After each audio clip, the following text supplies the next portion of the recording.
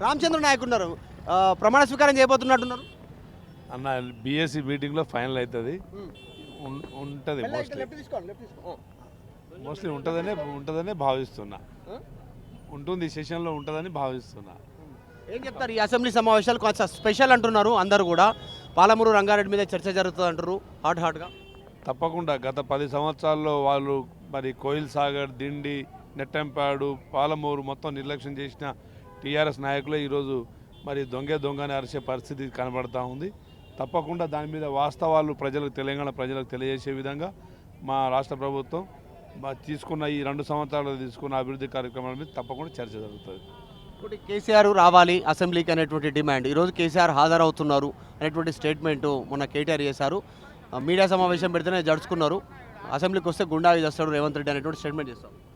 ఇప్పుడు కేసీఆర్ గారు వాస్తవంగా సమస్యల మీద మాట్లాడడానికి రాడు. ఈరోజు కనబడి మళ్ళీ కనబడదో లేదో తెలియదు.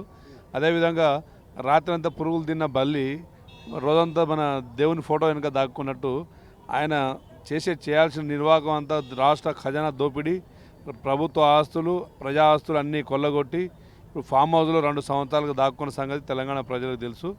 తప్పకుండా నేనైతే వారు సెషన్ మొత్తం అటెండ్ అవుతారని నేను భావించాను.